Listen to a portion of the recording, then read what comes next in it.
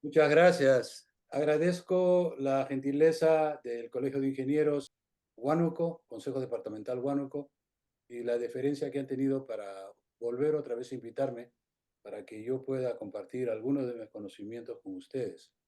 Este tema es un tema que de mi corazón en realidad.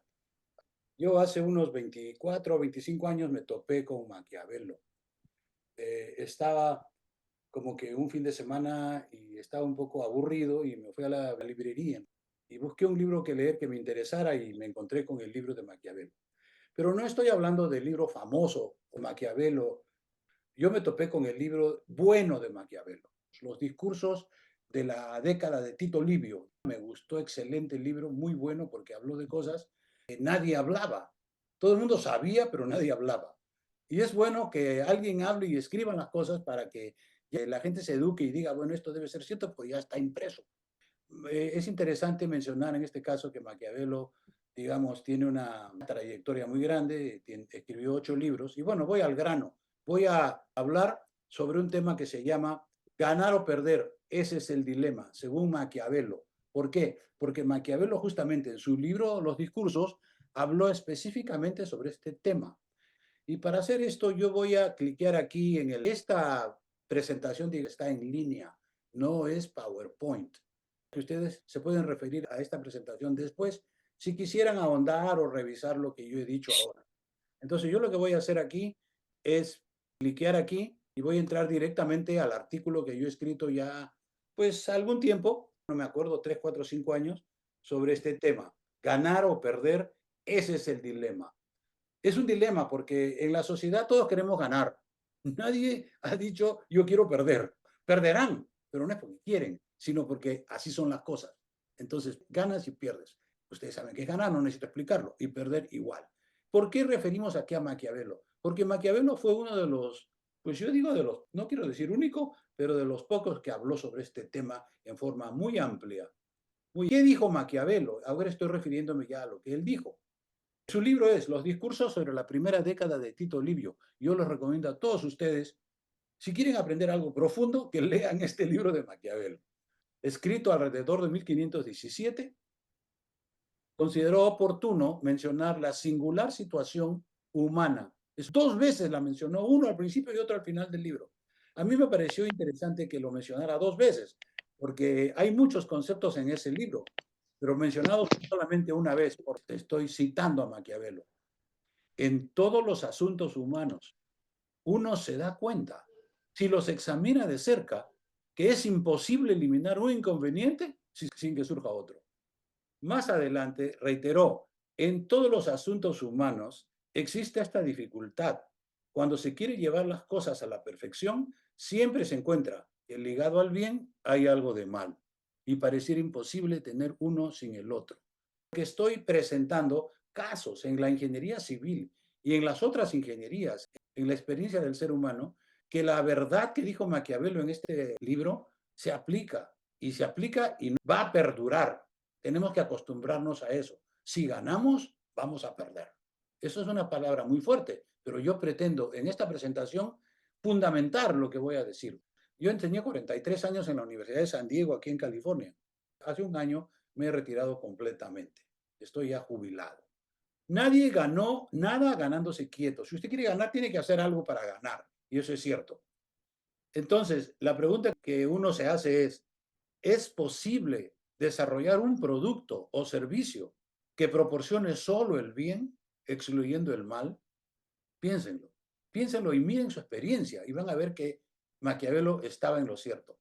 ¿Tenía razón Maquiavelo al señalar que no tenemos más remedio que aceptar esta dicotomía como parte del funcionamiento de la naturaleza? Sí, yo digo que sí. Cuando Newton, en el siglo XVII creo que fue, sí, hace 400 años, habló sobre las fuerzas, cuando inventó él la mecánica, él dijo, hay la fuerza de acción y la de reacción. Y usted no puede hacer una acción sin tener una reacción. Y eso, ustedes saben muy bien lo que estoy hablando. Ustedes son ingenieros civiles y saben la mecánica. En la mecánica también hay esa dicotomía, que toda acción provoca una reacción. Yo diría que el tratamiento de Maquiavelo es la analogía en la experiencia humana de la acción y reacción de Newton. En este artículo voy a describir 3 casos que fundamentan lo que yo les voy a decir hoy día, justificando a Maquiavelo, que lo que él decía era correcto. Maquiavelo no era ingeniero civil, él era político. Pero quiero mencionarles en este momento que entró junto con Leonardo, porque eran asociados, vivían en el mismo tiempo. Y en una época hicieron una obra hidráulica que no les fue bien. ¿Por qué no les fue bien? Todo esto que les estoy hablando ha estado fundamentado en los libros, etcétera. Yo he leído bastante sobre Maquiavelo. Es un tipo un poco controvertido, yo diría tal vez más de la cuenta, porque él hizo muchísimo más bien que lo poco que hizo mal. El Príncipe fue un libro en el que él realmente, no quiero decir metió la pata, pero habló en una forma que no era normal. Y por eso se llevó esa fama de lo que dicen, el fin justifica los medios.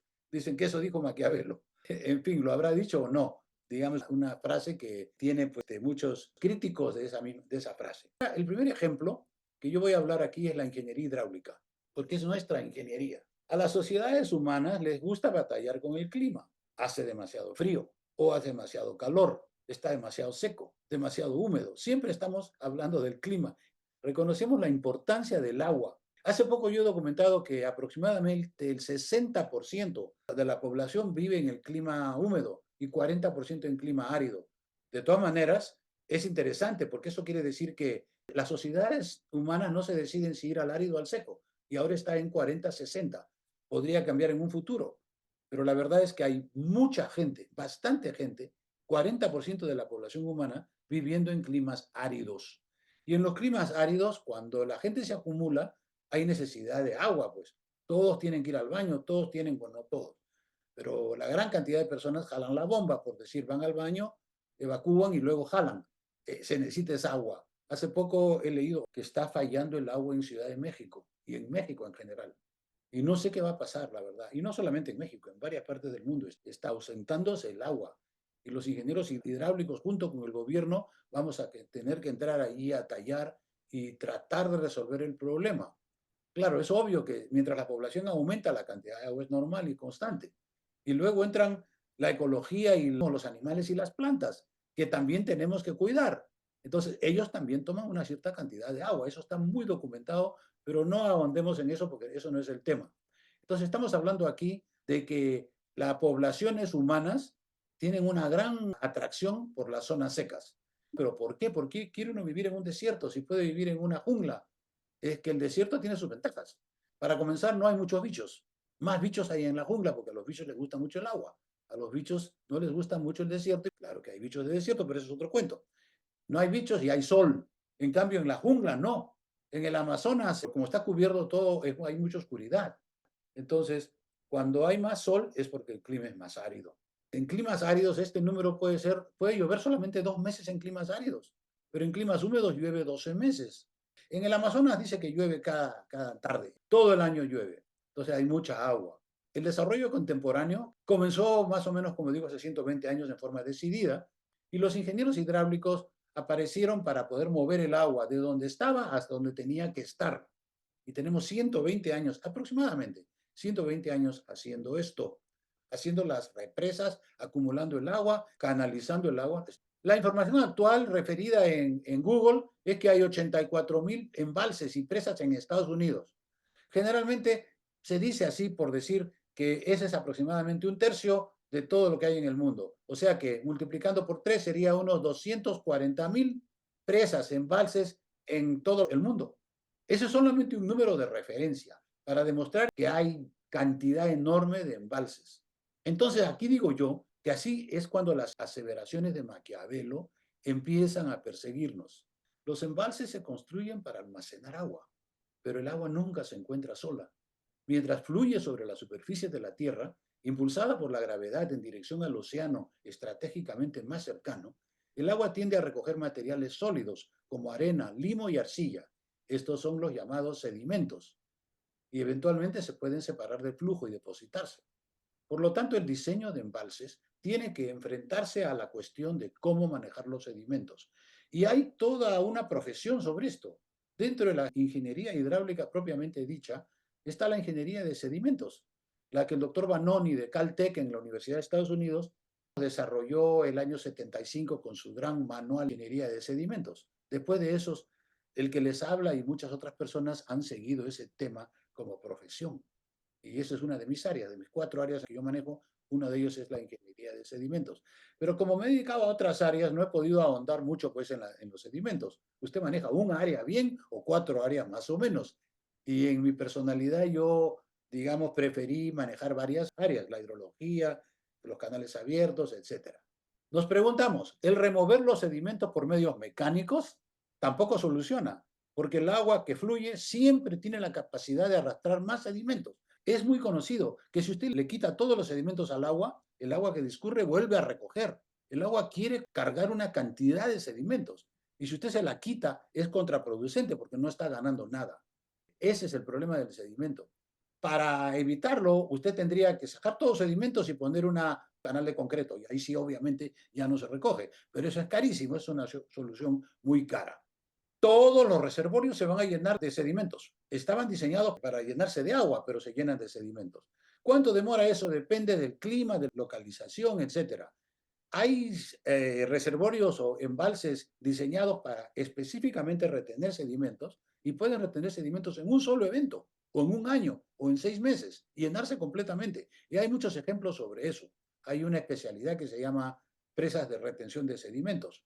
Del otro lado, hay otras áreas que son húmedas y que pueden durar 100, 200, 500 años en que se llene. Para darles un ejemplo, Cohechos en el Perú está aproximadamente, bueno, no digo aproximadamente porque yo no lo estoy siguiendo día a día, pero el ingeniero Montenegro hace varios años hizo un estudio y dijo que Cohechos estaba 58% lleno después de casi 50 años de uso, año 71, 53 años de uso, 58%. ¿Cuándo se llenará Cohechos? El futuro lo dirá. Puede estimarse unos 20, 30, 40 años. Aquí tengo yo una foto de Gallito Ciego. Gallito Ciego sigue a Cohechos. Aquí está prácticamente, no sé el porcentaje, pero ustedes ven que está lleno de tierra. No necesita ser un Einstein para darse cuenta de eso. El doctor, bueno, el profesor de la Universidad de Ingeniería decía antes de fallecer, porque falleció hace poco, que ya no deberían construirse represas en las contrafuertes occidentales del Perú porque se van a llenar de tierra. Ejemplo, Cohechos, Gallito Ciego. ¿Pero por qué? ¿Qué es un castigo de Dios? Lo cierto es que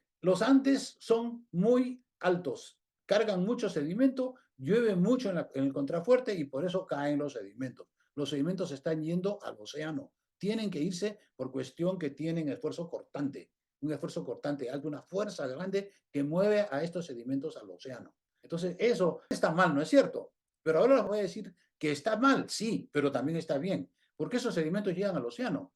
Y en el océano producen o sirven para producir una gran cantidad de peces, ictiología. Y eso es lo que ha hecho rico al Perú por 200 años, a partir del guano, hace 150, 200 años. Y continúa haciendo rico al Perú. El Perú tiene mucha fauna en la costa del Perú. Eso lo sabe todo el mundo. Es uno de los países más ricos en fauna. Y entonces, ese es el beneficio de los sedimentos. Entonces, como ustedes ven, lo bueno, almacenamiento de agua. Lo malo, el depósito de sedimentos en los embalses destinados a almacenar agua. Y aquí nos topamos con las admoniciones de Maquiavelo. No conocemos una forma práctica de deshacernos por completo del problema de los sedimentos.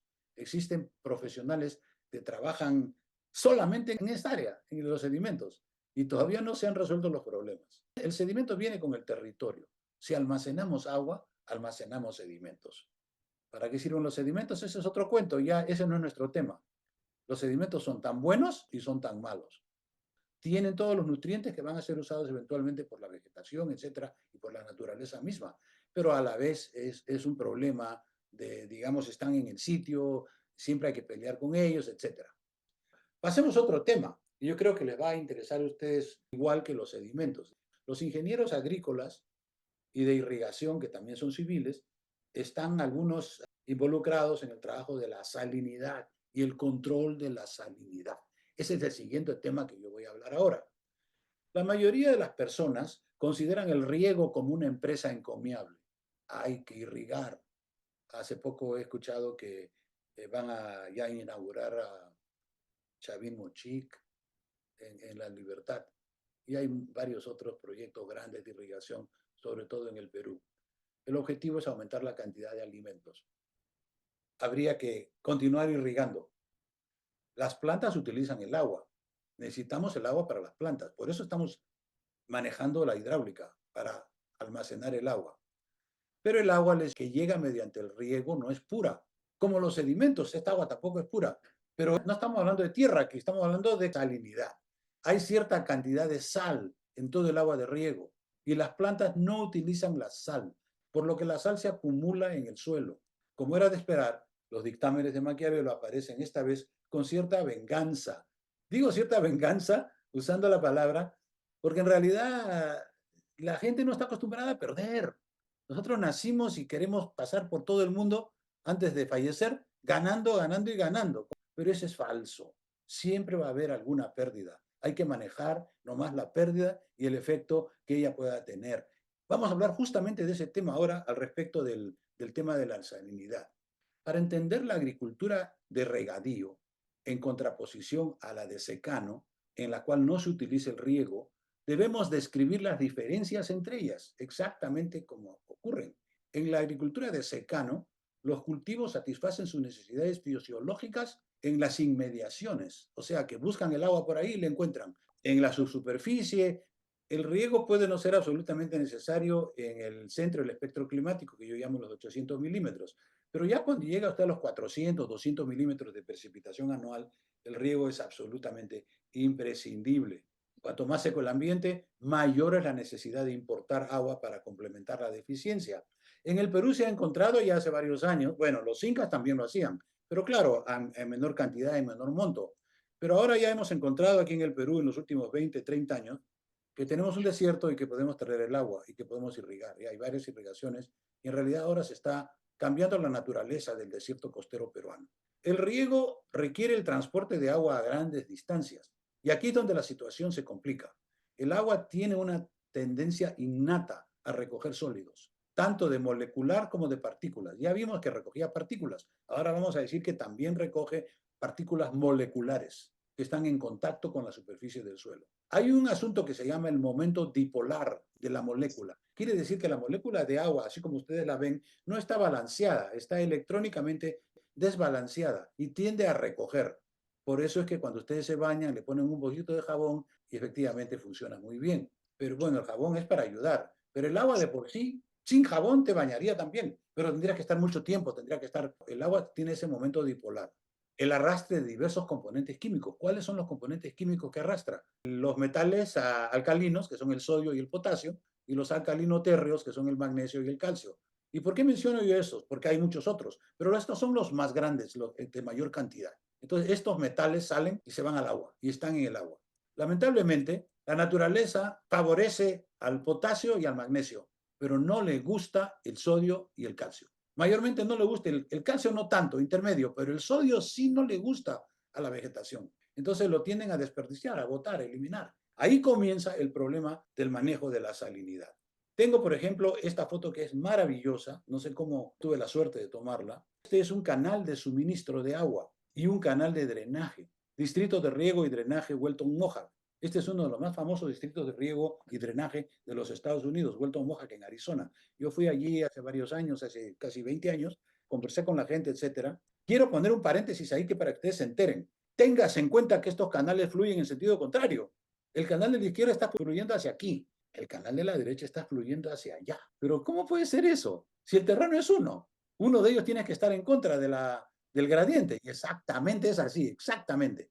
El canal grande está todo bombeado. Welton Mohawk la saca del terreno y lo bombea también. El proyecto de irrigación Welton Mohawk es uno de los pocos, si no el único, que bombea el agua para levantar y la bombea para sacarla, para sacar el drenaje salino. Porque hay proyectos en los que ustedes generalmente bombean el agua salina o si no la sacan por gravedad, pero hay muy pocos proyectos, no digo muy pocos, deben haber algunos, pero no es la generalidad, que se bombee el agua para entregarla. Generalmente el agua viene de una zona alta, hay, digamos, potencial y llega el agua por irrigación y lo mejor sería que también se votara por potencial, pero hay veces que no se puede, en este caso no se puede. Pero ¿cómo esta gente de aquí de Welton Mohawk está funcionando ya hace 60 años y lo hacen bien? Ahí está el secreto que les voy a revelar ahora. Porque los terrenos que tienen ahí en Arizona son muy ricos en nutrientes. la productividad de esta tierra es altísima, porque la productividad no depende del agua, depende de los nutrientes que hayan ya en el terreno o aplicarlos, etcétera. Pero siempre tiene que haber nutrientes, tiene que ser buen terreno. Y entonces la productividad depende de los nutrientes y están muy bien estos señores ya funcionando hace 40 años. Están, como les digo, económicamente muy bien porque producen mucho y lo venden muy bien. Y ustedes saben muy bien que en los Estados Unidos todo lo que es fruta y vegetales es muy caro. Es que, en ejemplo, aquí te venden un limón en soles, sería 2 soles. 2 soles un limón. Yo estuve una vez en Chiclayo y me vendieron por 1 sol, creo que una bolsa como de 30 limones. Me quedé asombrado, me dije, pero eso es un extremo, por supuesto.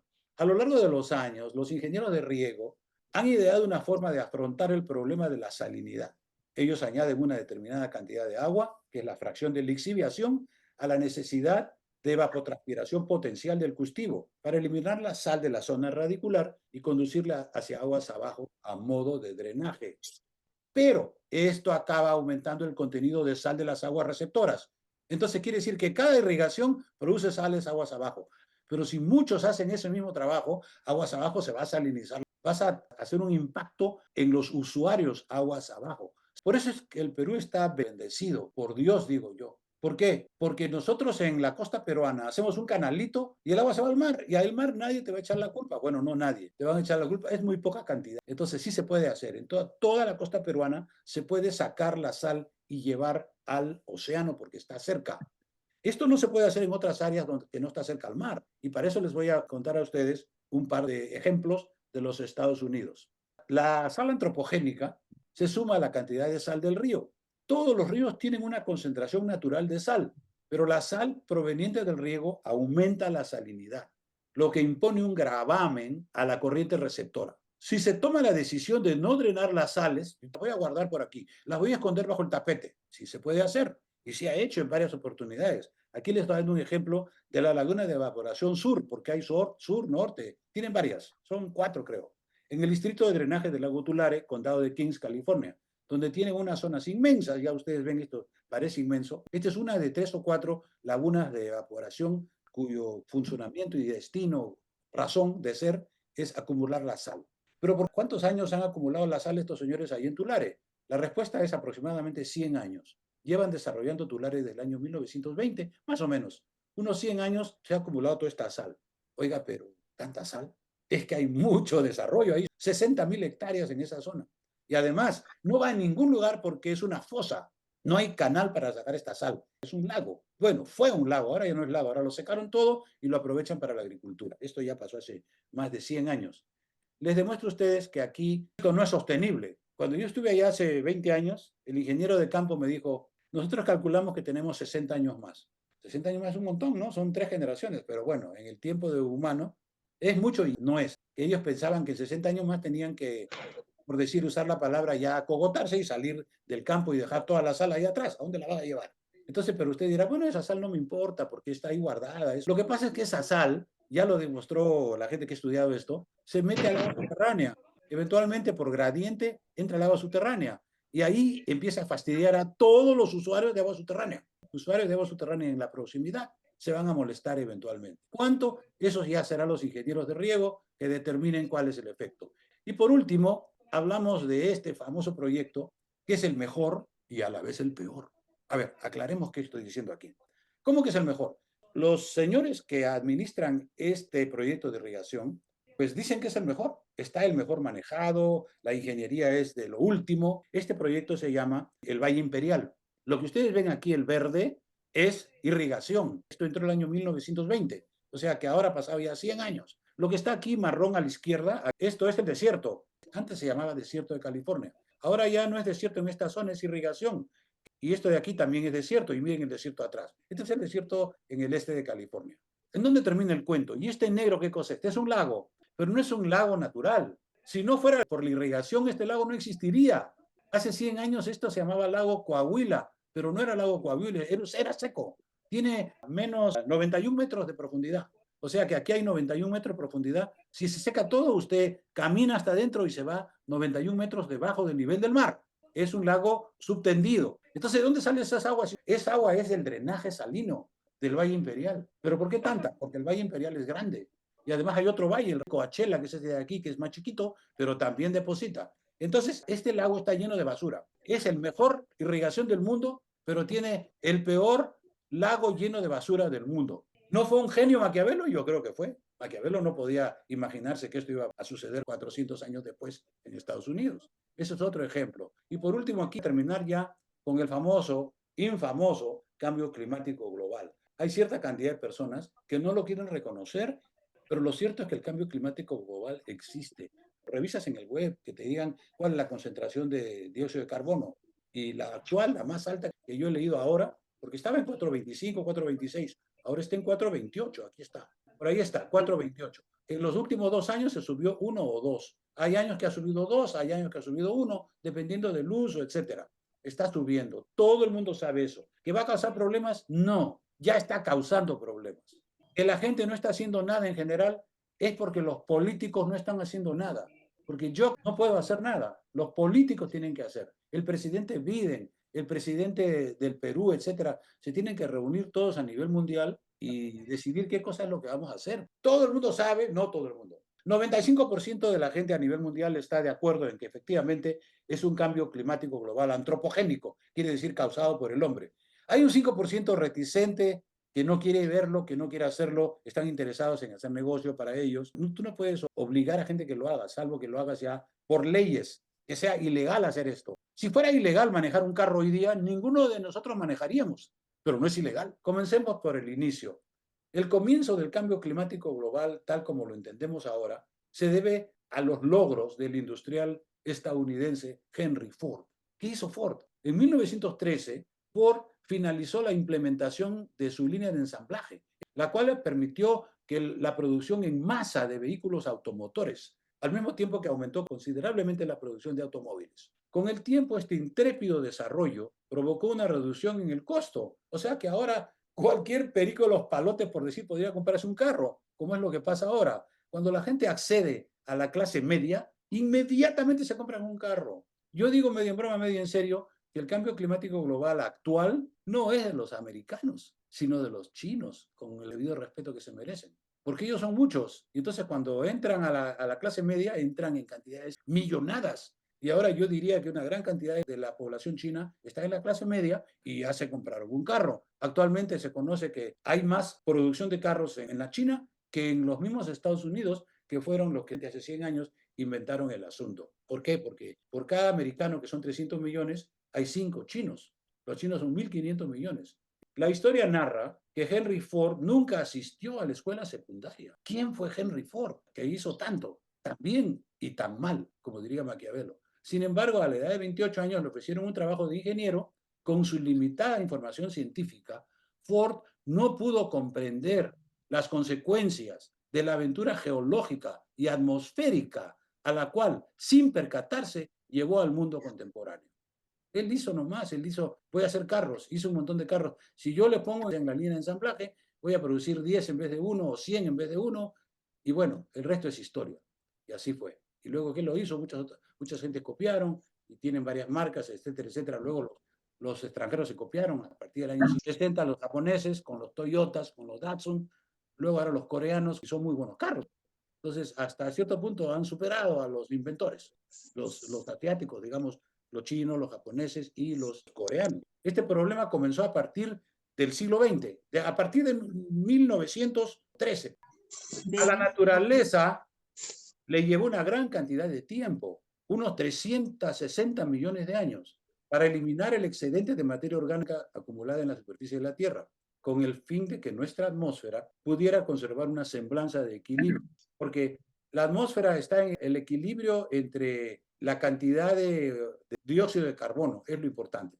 Mucho dióxido de carbono calienta. ¿Por qué calienta? Bueno, la verdad es que yo tendría que pasar otra hora, pero los puedo referir a mi página web, los puedo referir a los primeros trabajos originales de un señor que se llamaba Svante Arrhenius, sueco, trabajando en 1897, publicó el origen de esta teoría de lo que es el calentamiento global. O sea que el calentamiento global no es de hace 5 años, no es con Gore, ex vicepresidente de Estados Unidos, el señor Gore, es del año 1897. Pero Svante Arrhenius publicó un artículo muy bueno, exacta, correcto, nadie lo ha reparado. Pero ¿quién lee a Svante Arrhenius? Ford no podía adivinar el futuro. La población mundial en el año 1900 era 1.600 millones. Se multiplicó en 120 años aproximadamente 5 veces. Y eso no lo podía ver Ford en esa época. No tenía cómo verlo. Luego viene la madurez de este asunto. ¿Cómo sabemos nosotros que esto es cierto? Porque hubo un fulano aquí en San Diego, a propósito, trabajaba con Scripps Institution, Ralph Killing, que comenzó a medir a partir del año 60, era un químico atmosférico. Él tenía que ser químico atmosférico. Midió la cantidad de dióxido de carbono y él dijo, son 318, 316, y comenzó a sumarse. Y por 30, 40 años hizo esta curva, que ahora se llama la curva Killing. Luego falleció, creo que fue el año 2006, no, 2005. En el 2005 falleció, con tan buena intención de que esto prosiguiera, que lo educó, le dijo a su hijo que se educara, y su hijo está prosiguiendo el trabajo, el original Ralph Killing. O sea que Ralph Killing llegó hasta aquí, y de aquí para allá ya es su hijo. Fíjense nomás, son 15 años, un poco más. Y esto es lo que se está documentando ahora. ¿Por qué un sesgado? Porque la medición es en el hemisferio norte, es en Hawái, y el hemisferio norte tiene una variación sesgada de la actividad de fotosíntesis de la vegetación, y la fotosíntesis reduce el dióxido de carbono, pues. Entonces, todos estos picos y valles que tienen ustedes es debido a la fotosíntesis. Suponemos que si Maquiavelo hubiera estado presente en esta época, hubiera dicho, se los advertí. De hecho, el uso de combustibles fósiles para impulsar nuestros automóviles, que es algo bueno, permite movilizarnos a todas partes, no solamente los automóviles, los aviones también, o los buques, los trenes, todo lo que es combustible fósil. Ahora me voy yo al Perú en 9 horas. Si tuviera que irme como seguiría mi abuelo, me demoraría 3 meses. Pero ahora me tocan 8 horas. Es más fácil, más conveniente, más seguro inclusive, pero hicimos un problema. El problema es el del calentamiento global. ¿Cómo lo vamos a resolver? Solo cuando todo el mundo entienda que estamos en un bote, que es el mundo, y que tenemos que ponernos de acuerdo. Pero todavía no nos hemos puesto de acuerdo. Yo les puedo hablar 3 horas sobre ese tema, pero no lo voy a hacer. Voy a hablar finalmente de la evaluación del impacto ambiental. Luego viene el impacto ambiental a partir del año 70. Esto está en la función NEPA, en la organización NEPA en Estados Unidos. Son las leyes NEPA. Y luego que lo hizo Estados Unidos, todo el mundo le siguió. En todas partes del mundo existen leyes ambientales, en el Brasil, en Perú, etcétera. Bueno, digamos, son leyes. Ahora, que se cumplen o no, eso ya es cuestión de verlo, ¿no? Pero la verdad es que hay bastantes leyes ambientales para proteger el medio ambiente. ¿Todo el mundo está de acuerdo en que hay que proteger el medio ambiente? No, en la realidad no. Hay gente que dice que no está de acuerdo. Pero eso es otro tema. Entonces, estamos de acuerdo, en general, la gente de bien está de acuerdo que hay que proteger el medio ambiente. ¿Cómo lo vamos a hacer? Estudiando los proyectos y determinando qué bondades y qué maldades tienen. Eso se llama estudio de impacto ambiental. Yo he hecho varios estudios de impacto ambiental, no soy especialista en eso, pero hay compañías en Lima, en el Perú, en todas partes, que se dedican a esto, exclusivamente a hacer estudios de impacto ambiental. Y por eso tienen un grupo, digamos, heterogéneo de profesionales, biólogos, ecólogos, historiadores, etcétera, porque la sociedad es una sola. Nosotros la hemos dividido hace 200, 300 años en campos de estudio. Y el mismo campo de la ingeniería fue dividida hace 100 años, ingeniería civil, mecánica, eléctrica, etcétera. Y la misma ingeniería civil se dividió en estructuras, hidráulica, caminos, etcétera. Ya ustedes saben muy bien lo que estoy hablando. ¿Por qué? ¿Por qué tanta división? Porque hay tanto conocimiento que nuestro cerebro, que pesa aproximadamente 1 kilo, es incapaz. Todo es físico. Todas las neuronas ahí están trabajando. Todos los libros que por aprender no se pueden meter en un cerebro. Todos nos dedicamos a un área. Por ejemplo, yo me dedico a la ingeniería hidráulica por más de 50 años, 55 años, para ser precisos. Llegamos pues al epílogo, que hay que continuar con el tratamiento del impacto ambiental para determinar qué tan buenos son los proyectos. Todos los proyectos van a tener cosas malas. Ahí entra la política. Hay una decisión, digamos, de nivel político que tiene que decidir si el proyecto se puede financiar o hacer o si no se puede hacer. Hay casos en que lamentablemente no lo vamos a poder hacer. Y para concluir les voy a decir que hay otro problema que todavía no hemos resuelto. El problema está que a la sociedad hay que darle de comer. Todos tienen que comer. Y para comer hay que ser activo. Y para ser activo hay que tener proyectos. Y entonces ahí está el problema también social. Hay gente que dice, no, la ingeniería ambiental o los asuntos ambientales están mal porque van a conducir a que todos seamos pobres. Hay que hacer un balance muy complicado y que todavía no hemos resuelto entre ese aspecto social y el aspecto ambiental y el aspecto también científico. Y al final, el aspecto político. Porque al final las decisiones que priman van a tener que ser las decisiones políticas. Lo que sí queremos es que estas decisiones políticas estén basadas en decisiones o conocimiento científico, pero a veces no sucede eso. Quisiera abrir la presentación para algunas preguntas, algunas inquietudes que tengan los presentes. Aquí está nuestro asociado, el ingeniero Rabanal. Muy buenas noches, doctor. Excelente ponencia. Excelente todos aquí presentes. Yo quisiera hacer una consulta. ¿Existe la posibilidad de ganar sin perder? Lo que uno tiene que hacer es aceptar el hecho y tratar de lo más que se pueda minimizar el perder. O sea, mi respuesta es no, no se puede. Claramente, siempre tienes que Gracias. perder. Era un 10%, 20%. No quieres perder 100%. No quieres ganar 10 y perder 100 porque eso ya es tonto. Tienes que ganar, digamos, yo diría, razonablemente hablando, 10 y perder uno o dos. ¿Pero vas a perder? Sí, vas a perder. Yo soy un admirador del clarísimo mensaje que escribió Maquiavelo en su obra. Y estoy totalmente de acuerdo con él. Porque a propósito, este señor no solamente tiene ese mensaje, tiene varios otros mensajes buenísimos. ¿Usted relaciona el ganar con la felicidad? No, absolutamente no. El ganar es una situación que has conseguido algo, ya sea, digamos, material o también espiritual. La felicidad depende de tu mente. Tú puedes estar medio loco y entonces vas a ser infeliz. Y entonces, que ganes o que pierdas, ni modo, no le hace. ¿Ves? Depende de tu mente, de la formación, de tu educación, de tus genes, por último. Y los genes no los controlas tú.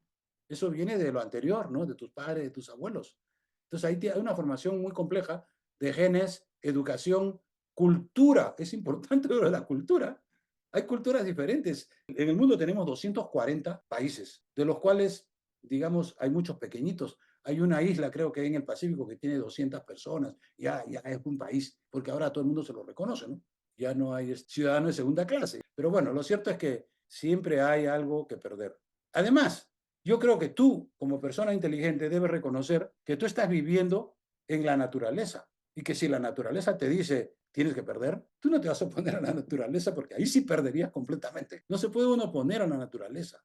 Las veces que lo hemos hecho hemos perdido. Ejemplo, Henry Ford. Henry Ford hizo lo que tenía que hacer, pero él no se dio cuenta ni podía darse cuenta que lo que estaba haciendo a largo plazo era contraproducente y que iba a fastidiar a todo el mundo, no solamente a él, a todo el mundo. Y ahora estamos fastidiados. Las temperaturas ahora están fácilmente llegando a los 45 grados. Antes no era así. En mi época, cuando yo era joven, no era así. Hace poco se registró 123 grados Celsius, perdón, Fahrenheit, que son aproximadamente 50 grados Celsius, casi como una sartén, en una zona aquí en Asia. Tenemos que dedicarnos a la política buena y juntarnos todos, pero eso no va a pasar en mi vida. Pasará tal vez en la vida de José o la de tus hijos, pero no va a pasar porque eso demora, pero tiene que pasar, porque si no pasa, no me quiero hablar feo aquí, pero la verdad es que seremos los nuevos dinosaurios, pues. No se sabe exactamente por qué los dinosaurios perecieron todos. Unos dicen que fueron los meteoritos. Estoy más un poco pegado a la Tierra. Yo digo que se comieron todo y al final se comieron entre ellos, pues. Pero yo no soy antropólogo ni estudio esas cosas. Pero yo me pongo en la punta práctico, en la punto de vista práctico, porque he vivido largo, ¿no? Muchas gracias. Gracias. Bueno, doctor, siempre las situaciones que nos lleva la vida, ¿no? Que unas son para bien, otras para mal, ¿no? Y siempre ocurre eso, ¿no? Yo le he demostrado, de hecho, 3 demostraciones del bien y el mal que se produce por la ingeniería civil y la ingeniería mecánica. Si ustedes quieren encontrar una situación en la que solamente gana, por favor, me la presentan, me la cuentan en el futuro, ¿no? Y yo creo que eso no va a pasar, absolutamente no va a pasar. ¿Y por qué? Maquiavelo se dio cuenta, pero la pregunta fundamental es ¿por qué? ¿Por qué tenemos que perder a la hora que ganamos? Y la respuesta es, la naturaleza sabe más que nosotros. Ella sabe lo que hace, siempre ha sabido. Si ustedes quieren llamarlo Dios, llámenlo Dios. Si no creen en Dios o están un poco de duda, llámenlo naturaleza.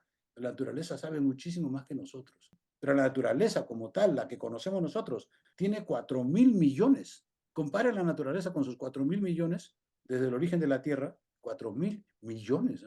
¿Alguna otra pregunta para terminar? Ya exactamente estamos terminando. Sabemos que a través de las etapas de la vida, desde el momento de nacer hasta llegar a una etapa de conocimiento, aprendemos con todos los esfuerzos, voluntad, muchas experiencias, tanto de la vida social como política o diversos aspectos. Te puedo preguntar, el conocimiento ya adquirido ¿Se compra o se valora? Esa es mi pregunta. Perdón, ¿se compra o qué? ¿O se valora? Yo voy a profesar un poco de ignorancia en el sentido de su pregunta, pero voy a analizarla ya. Comprar conocimiento. ¿Puede uno comprar conocimiento? Bueno, yo compré, pero no pagué. ¿Ah? No sé si quiere comprar quiere decir pagar. No. Ahora, hablemos de eso. Le digo que compré, pero no pagué, porque yo me eduqué en la Universidad de Ingeniería. Estuve allá 5 años, del año 63 a 68. Y como el Estado peruano está bien, yo no pagué un medio, usted pagó. Los otros, todos los peruanos pagaron para que el doctor Ponce se educara. 5 años en la universidad. Entonces yo gané. La Universidad de Ingeniería es buenísima. Es primera casa de estudios en el Perú, en la parte técnica. Y la verdad es que gané mucho. Ahora, la segunda parte de su pregunta, ¿cuál es? Valorar. Valorar el Valorar el conocimiento. conocimiento. Yo lo voy a decir en mi experiencia, yo valoro mucho mi conocimiento. Yo estudié primero en la uni, luego estudié 5 años más. Yo tengo 5 años en la uni y 5 años en la Universidad de Colorado, Colorado State. Colorado State en esa época y aún ahora continúa siendo la primera universidad en hidráulica en el mundo. Si no es la primera en calidad, por lo menos es la primera en cantidad. Y la cantidad siempre puede reemplazar, bueno, no siempre, casi siempre puede reemplazar a la calidad. Suena eso feo, pero es la verdad. Entonces estos señores han producido a través de 50 años miles de ingenieros doctores como yo, hay miles en todo el mundo y estamos haciendo toda esa calidad de la hidráulica a nivel mundial, porque esa escuela donde yo estudié eran todos extranjeros, casi todos extranjeros. Digamos, un 5% de americanos y el resto era 95% de todas partes del Perú, de la China, de Ceilán, etc. Entonces nos educamos muy bien y lo hemos revertido todo eso a través de tantos años. Muchas gracias. Muy bien, doctor. Agradecerle por su exposición de la parte mía, agradecerle por esta exposición muy brillante y por mi parte, de una manera, su gratitud y esa paciencia que ha tenido en explicarnos. Hemos ganado bastante conocimiento y también la experiencia de sus trayectorias y también importante del tema climático, que generalmente acá en nuestro país, actualmente Perú, debido a la diversidad de climas, está generando varias causas. Y posteriormente vamos a ver el gran problema del agua acá a nivel nacional, donde a través de las políticas nacionales tienen que preocuparse también nuestras autoridades. Doctor, por mi parte, agradecerlo a todos los que están presentes. Paso a la línea a mi colega Patricia Garín. Gracias, Earl. Agradecerle por participar de este tercer webinar y siempre vamos a contar con su persona. Bueno, agradecer a todos los presentes y pasar a Juan Carlos, el ingeniero Juan Carlos Marón, para que dé el anuncio final. Correcto, muchas gracias, ingeniera Patricia, por el pase. También agradecer al doctor Víctor Ponce por tanta sapiencia que hoy día nos ha hecho pensar mucho. Bueno, no sé qué decir. Es muy interesante, son estos temas muy interesantes. Hemos tratado no solamente el más interesante, sino el más crucial de los temas, el tercer tema, el del calentamiento global. Y yo les voy a decir, estoy esperanzado en la juventud. No nosotros. Para comenzar, el que les habla ya se retira.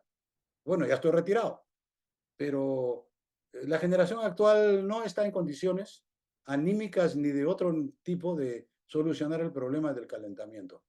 El problema del calentamiento va a tener que ser solucionado con educación de nuestra juventud, de toda la juventud a nivel global, para que ellos mismos se den cuenta que es una carga que heredaron, pero que tienen que hacer algo. Y el hacer algo es ver dónde está la causa, a ver si se ataca la causa y responder de otra manera. Ahora, por ejemplo, se dice que hay que, pues no hay que manejar menos carros, etcétera, que hay que reemplazar el motor de combustión interna, etcétera. Y se está haciendo, pero se está haciendo a una velocidad muy lenta. Lo ideal sería que se parara la curva de Killing, que la curva de Killing llegara un momento en que se pusiera a nivel. Actualmente está, ya dije, en 428, medida hoy día, pero el próximo año va a llegar a 430 y va a continuar si no lo hacemos algo. El problema está que a nivel mundial estamos todos peleados, el oeste con el este, el norte con el sur, los húmedos con los secos, etcétera. Pues peleados en un bote. Imagínate que usted está con 4 o 5 personas en el bote, en el alta mar, y se comienzan a pelear. Pues ahí nomás se acaba todo, se hunden todos.